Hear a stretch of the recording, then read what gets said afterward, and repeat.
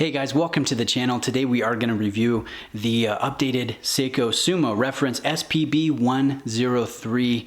This is the J version. Now, I really like the new Sumo. Big surprise, right? Seiko's my favorite brand.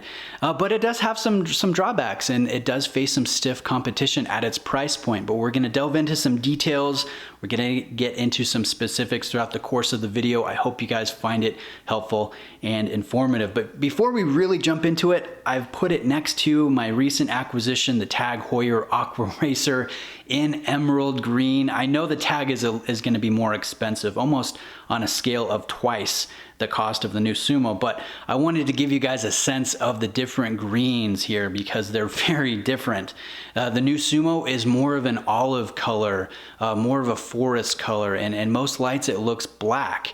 But once you get it in direct light, reflecting off of the dial and the aluminum bezel insert, you really see the green hue come to play, the olive tones, the sun ray effect, the grain on the dial, and it's very beautiful.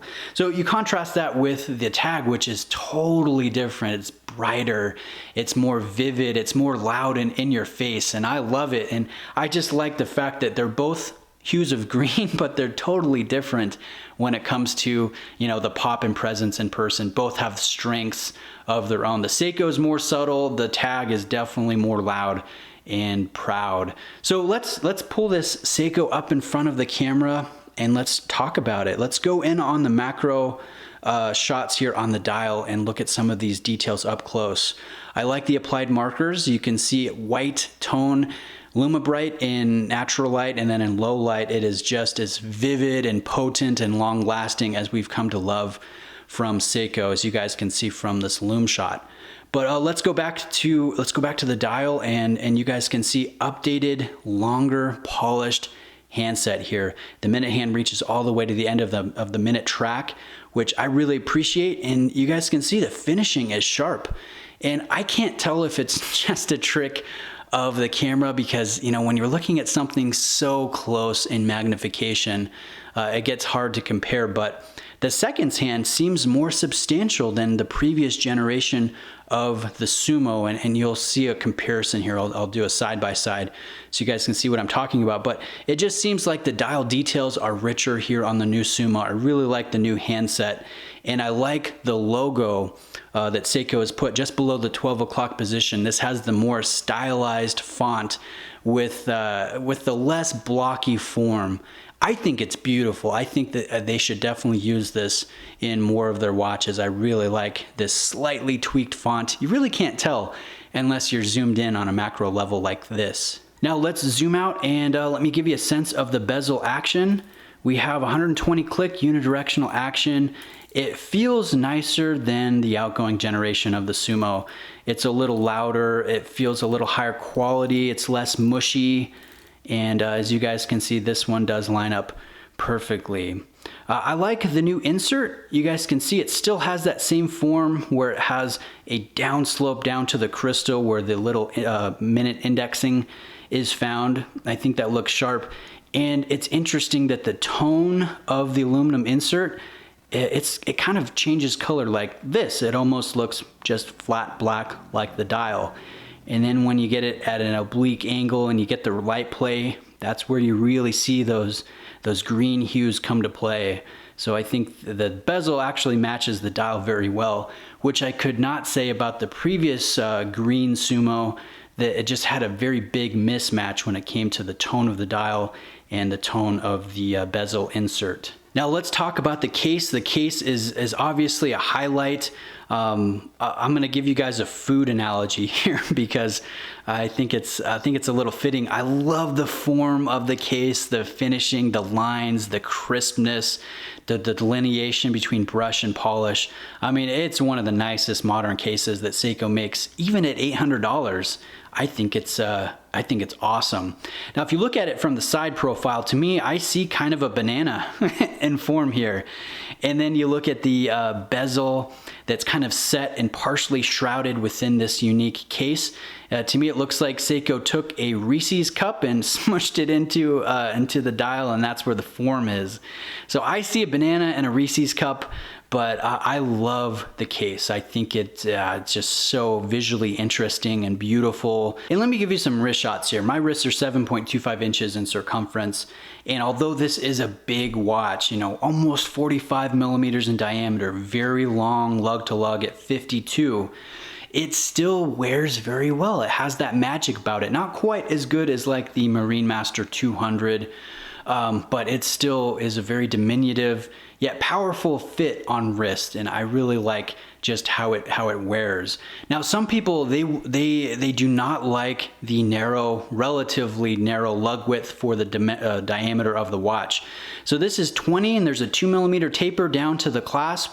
They think it looks mismatched. I don't think so. I think this is part of the form. The narrower lug width helps accentuate the more rotund and bulbous nature, almost sumo wrestler-like form of the case. That's where it gets its nickname from. So I love the more narrow lug width.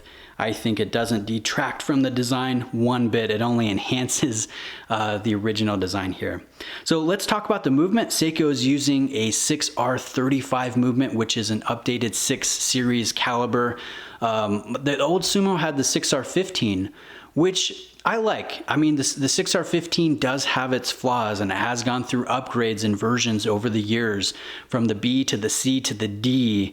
I have the D in my Blue Coral Sumo.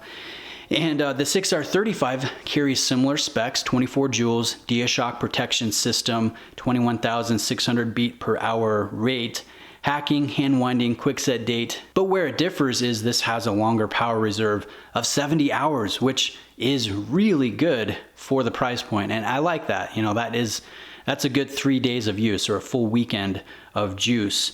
Now, Seiko, they do manufacture their own movements. I mean, it's completely designed in-house, manufactured in-house. They make the hairsprings and mainsprings, the oils. They call the Sprawn 510 mainspring and the 6R15.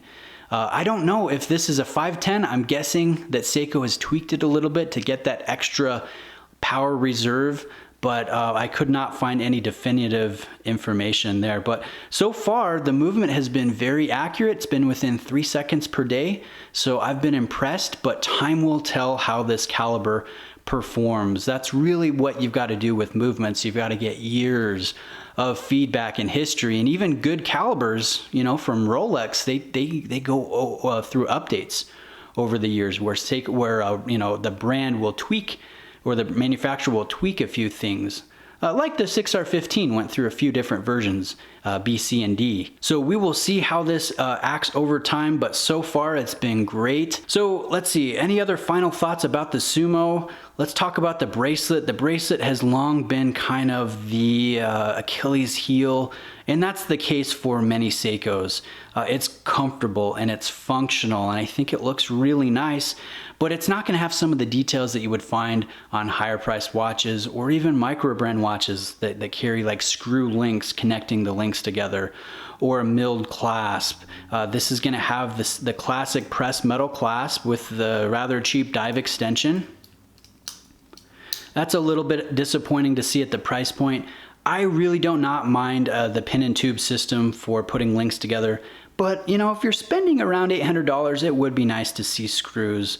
I guess it's a matter of personal opinion. I'm a little ambivalent since I've tried so many watches over the years and so many Seikos, and have never had a failure or anything like that. But I think the market consensus is we like to see screw links, and we like to see a milled clasp, and this will not have any of that. Other than that, I think the Sumo is really well done. Obviously, at the price point, it does carry some, or it does face some stiff competition from other brands, as well as other Seikos, like the Marine Master 200 is an awesome watch that I think has a little bit nicer applied markers, a more diminutive fit, so it's going to be a better option for those of you that have smaller wrists or smaller preferences when it comes to sport watches. But I think, honestly guys, the new Sumo is very solid, and I think a good successor to the outgoing generation, which was one of my personal favorites. So if anyone's interested in picking up the new Sumo, this one was sent in by a good friend of mine, Mimo of Mimo's Jewelry and Watches in Long Beach, California.